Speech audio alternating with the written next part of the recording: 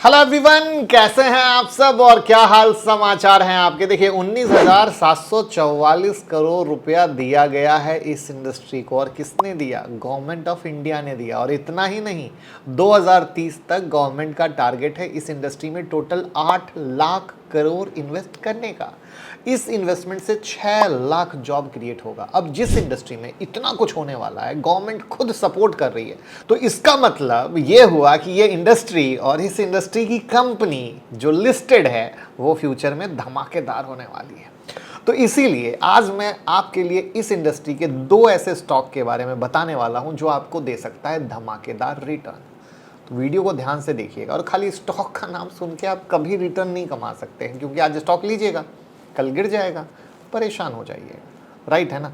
तो पहले तो इंडस्ट्री क्या है, किस तरीके से है, स्टॉक क्या है, किस तरीके से, और फिर पोर्टफोलियो में खाली वो 2 शेयर को रखने से पैसा नहीं बनेगा। पोर्टफोलियो क्रिएट किया जाता है जहाँ वेराइटी होता है, ठीक है, हर सेक्टर के शेयर होते हैं, वैसे पोर्टफोलियो बनता है। तो सब बताऊंगा, ध्यान से लास्ट तक देखिए, मज़ा आने वाला। तो जो नए लोग हैं चैनल को जल्दी से सब्सक्राइब कर लीजिए और वीडियो को लाइक कर दीजिए, प्यार दीजिए भैया लाइक करके। सीरियस ट्रेडर के लिए एक स्पेशल जगह है जहां लर्निंग और अर्निंग का विशाल भंडार मिलता है, जहां पर आपके सामने कई सारे स्टॉक हैं, जैसे ओलेक्ट्रा 779 पे दिया, 941 हो गया, सुप्रीम इंडस्ट्री 2880 के ऊपर 3037 हो गया, मैन इंफ्रा 102 के ऊपर 111 हो गया। और स्टॉक के लेवल तो हैं ही, लर्निंग की वीडियो है। और जो नोट प्रिंटिंग स्ट्रेटजी आप लोगों को निफ्टी बैंक निफ्टी एशियन पेंट में बताया था, वो एक और स्टॉक में काम करती थी, वो भी मेंबरशिप में बताया। तो ऐसे बहुत सारी यूनिक चीज़ें हैं जो मेंबरशिप में मिलती हैं। आप यूट्यूब के ज्वाइन बटन से यूट्यूब मेंबरशिप ज्वाइन कर सकते हो और फ़ायदा ले सकते हो। मैं बात कर रहा हूँ ग्रीन हाइड्रोजन इंडस्ट्री की। जी हाँ, अब तक हम लोग रिन्यूएबल एनर्जी ईवी की तो बात कर रहे थे, मगर जो रियल में इस्तेमाल होता है उसकी बात नहीं कर रहे थे। रिन्यूएबल एनर्जी बनता है नेचुरल रिसोर्सेज से, और रिन्यूएबल एनर्जी की मदद से बनता है ग्रीन हाइड्रोजन। अब यहाँ रिन्यूएबल एनर्जी और नेचुरल रिसोर्सेज क्या होता है, ये मैंने कई बार टाटा पावर या कई और पावर कंपनी की वीडियो में बताया है, इसलिए अब उसके बारे में बात नहीं करेंगे। और अगर आप ये सब सीखना चाहते हैं तो टाटा पावर की वीडियो जरूर देख लीजिएगा। फिलहाल हम लोग सिर्फ ग्रीन हाइड्रोजन की बात करेंगे और समझेंगे कि ग्रीन हाइड्रोजन क्या है और इसका क्या यूज़ है। तभी आप समझ पाएंगे गवर्नमेंट इसमें क्यों ज़्यादा इन्वेस्ट कर रही है, और तभी आप इन्वेस्टमेंट की वैल्यू को समझ पाएंगे। ग्रीन हाइड्रोजन एक तरह का साफ सुथरा एनर्जी है जो रिन्यूएबल रिसोर्सेज से बनता है। इसे हाइड्रोजन गैस भी कहा जाता है। नेचुरल रिसोर्सेज की मदद से पहले रिन्यूएबल एनर्जी जनरेट होता था, फिर इस रिन्यूएबल एनर्जी से ग्रीन हाइड्रोजन गैस निकाला जाता है। हम लोग इसके टेक्निकल प्रोसेस में नहीं जाएंगे, बस ये समझेंगे कि ग्रीन हाइड्रोजन का क्या यूज़ होता है और इसको यूज़ करने का क्या बेनिफिट है। ग्रीन हाइड्रोजन गैस का इस्तेमाल कई तरीक़ों से किया जाता है, जैसे सबसे पहले ट्रांसपोर्टेशन में ग्रीन हाइड्रोजन का इस्तेमाल, गाड़ियों में फ्यूल की तरह किया जाता है, डीजल का अल्टरनेटिव की तरह यूज़ होता है, मतलब जितना भी डीजल का यूज़ होता है वहाँ ग्रीन हाइड्रोजन का इस्तेमाल हो सकता है। इसके अलावा ईवी के लिए भी ग्रीन हाइड्रोजन का यूज़ होता है। एक डिवाइस का इस्तेमाल करके ग्रीन हाइड्रोजन से इलेक्ट्रिसिटी जनरेट किया जाता है, जिससे ईवी चलता है। मतलब गाड़ी डीजल से चलती है या बैटरी से, ग्रीन हाइड्रोजन दोनों जगह यूज़ होता है। ग्रीन हाइड्रोजन का दूसरा यूज़ होता है इंडस्ट्रियल प्रोसेस में, फैक्ट्रीज में, केमिकल प्रोडक्शन में, रिफाइनिंग प्रोसेस में, और अपना कार्बन इमिशन कम करने में ग्रीन हाइड्रोजन यूज़ होता है। इसका तीसरा यूज़ होता है पावर जनरेशन में, मतलब इसका फ्यूल की तरह भी इस्तेमाल होता है, और उस फ्यूल से भी हीट और पावर जनरेट किया जाता है। और इन 3 के अलावा भी कई चीज़ें हैं जिसमें ग्रीन हाइड्रोजन गैस यूज़फुल है, बट सारा यूज़ कनेक्टेड इन चीज़ों से। अब यहाँ तक हम लोग समझ चुके हैं भैया इनको। अब समझते हैं कि यूज़ करने का फ़ायदा क्या है। वैसे तो ग्रीन हाइड्रोजन गैस को यूज़ करने का काफ़ी फ़ायदा है, लिस्ट बनाने लगेंगे तो एक लंबी लिस्ट हो जाएगी, मगर मेन फ़ायदा, और इसी फ़ायदे से सारा फ़ायदा कनेक्टेड है। नॉर्मल कन्वेंशनल एनर्जी या पावर जनरेट होता है नॉन रिन्यूएबल रिसोर्सेज से, मतलब ऐसे रिसोर्स जो नेचर में लिमिटेड क्वांटिटी में अवेलेबल है, और इनका यूज से पॉल्यूशन भी होता है। ग्रीन हाइड्रोजन गैस प्रोड्यूस होता है रिन्यूएबल एनर्जी से, जिससे पॉल्यूशन भी नहीं होता है, नेचर को नुकसान भी नहीं होता है। गवर्नमेंट का टारगेट भी 2070 तक ज़ीरो कार्बन इमिशन कंट्री बनने का, मतलब 2070 तक इंडिया पूरी तरीके से रिन्यूएबल एनर्जी को यूज़ करेगा। तो उम्मीद है कि यहाँ तक आप ग्रीन हाइड्रोजन, इसके यूज़ और फ़ायदे को समझ गए होंगे। अब टाइम है 2 स्टॉक के बारे में बताने का। ग्रीन हाइड्रोजन में इन्वेस्ट कर रहा है वो दो कंपनी, और आने वाले टाइम में ग्रीन हाइड्रोजन में अपना अच्छा मार्केट शेयर बना सकता है, क्योंकि ये फ्यूचर का बिजनेस है।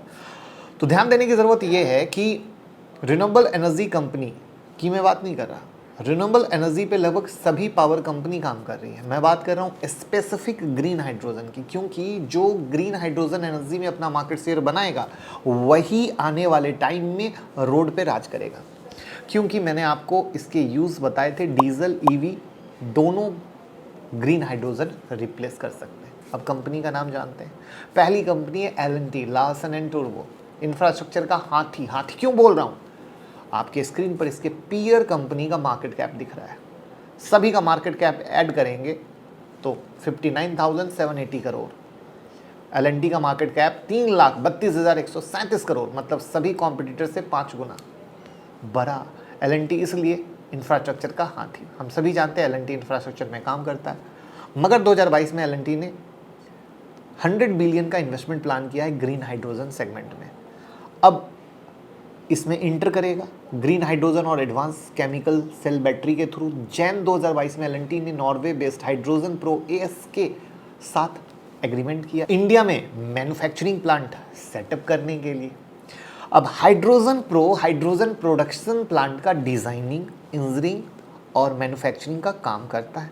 L&T गुजरात के हजीरा में ग्रीन हाइड्रोजन प्लांट सेटअप करने वाला है। इस प्लांट में 45 kg green hydrogen daily produce होगा।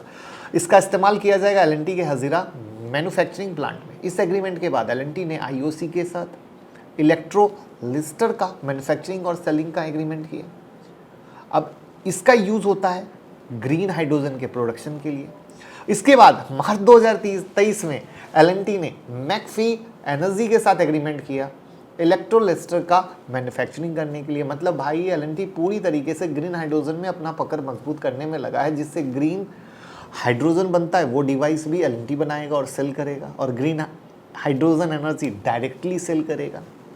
L&T का ग्रीन हाइड्रोजन के प्लान तो अच्छा दिख रहा है, मगर हमें कोई भी इन्वेस्टमेंट डिसीजन लेने से पहले कंपनी के फाइनेंशियल को देखना चाहिए। और दूसरी बात, आज करेगा तो आज से रेवेन्यू नहीं आएगा। सारा खेल तब शुरू होगा जब रेवेन्यू आएगा, ये मार्केट पे पकड़ बनाएंगे। इसलिए मैं क्या बोला, पूरी कहानी को समझते हैं तब इन्वेस्टमेंट करते हैं।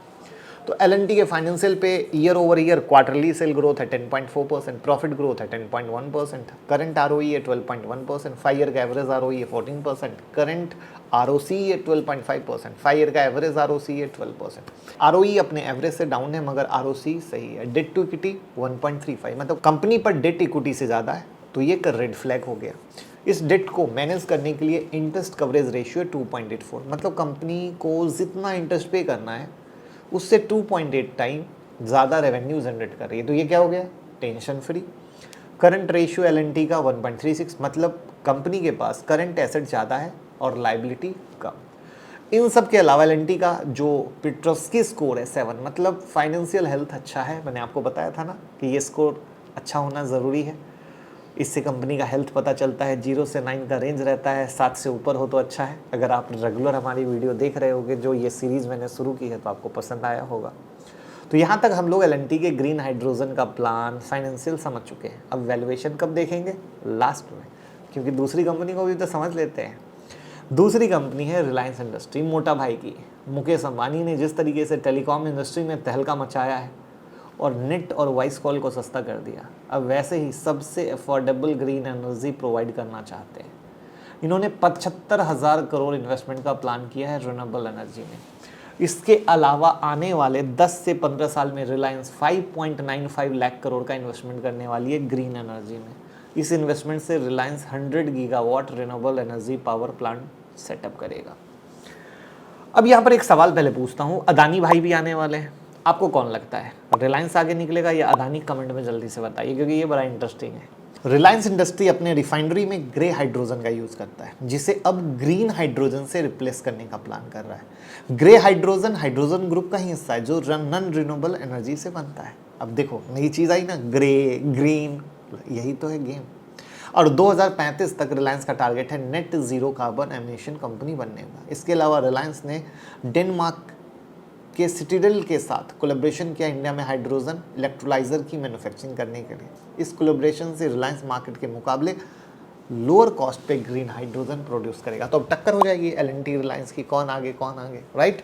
तो यहाँ मैं आपको रिलायंस का बिजनेस मॉडल समझाना चाहूँगा। रिलायंस का बिजनेस मॉडल ऐसे ही काम करता है, चीज़ों को सस्ता बनाओ, मार्केट में सस्ते में या फ्री में लॉन्च कर दो, जिससे मार्केट में कंपटीशन ही ना बचे और दूसरे बचे हों वो मर जाए।